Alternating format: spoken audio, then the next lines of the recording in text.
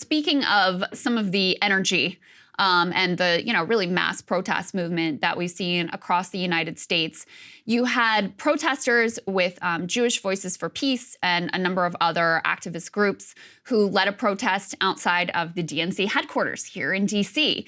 While there was a DCCC fundraiser going on. And let me show you how this protest started so you can see what they were up to, and then we'll show you what happened once the cops arrived. Go ahead with the first one.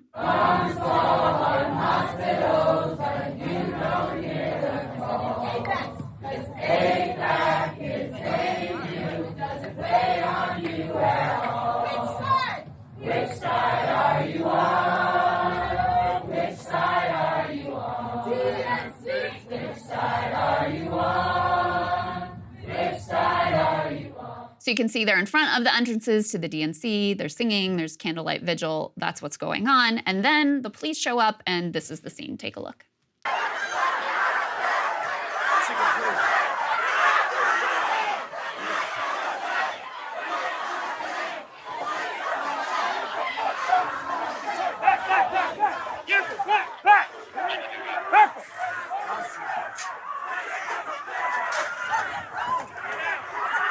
Shit!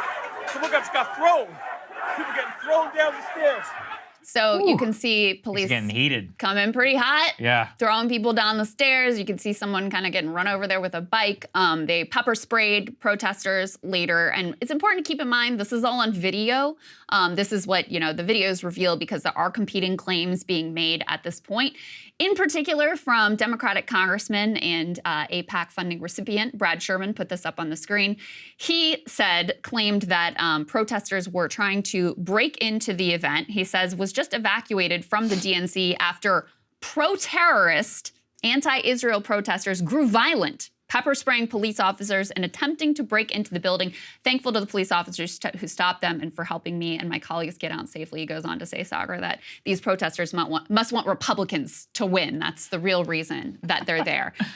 Dave Weigel, who is a reporter for the Washington Post, happened to be at this protest and was recording a lot of video to document what actually unfolded there. And I think you have his analysis of what actually went down. That's right. So a semaphore now. So remember, that's right. He was unceremoniously treated at the Washington Post. Forget? Hashtag Felicia Somnez. That's a whole other news cycle. Part of what I wish we were covering. Anyway, so he says that what he saw is a firsthand account, that there are a lot of inaccurate tweets about protesters, quote, storming the building or trying to break in based upon what he saw. He says that Sherman is wrong. I was outside the building. I saw a U.S. Capitol police officer spray protesters with pepper spray, not vice versa. It's around 1 minute mark in a video that he has posted. There are, quote, lots of cameras there. I just took a few videos because people tend to lie about these things. That's kind of what is the big dispute right now this morning in Washington. Were they trying to storm in or not? And I actually do think it matters, because if you're trying to storm into a building, that actually justifies as a different level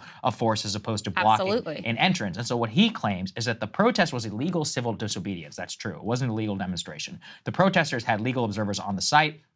Organizers were telling people where to move if they didn't want to be arrested, but people, including the congressman who claimed that the protesters tried to break in, were not being truthful. The false claim that he has seen so far is that cops showed up, quote, in riot gear. That's actually not true. They showed up in those vests, as you could see. And you and I were discussing this before, which I think is the most important context. These are a bunch of U.S. Capitol Police officers, not the the DC Metropolitan Police Department or the Secret Service, who have to deal with protests all the time. These, in fact, how many Jewish protests we've had around this city in the last 3 months? In the last 3 weeks. Dozens. You see any video coming out like this outside of the White House or outside anywhere else? You know why? Because they don't do that.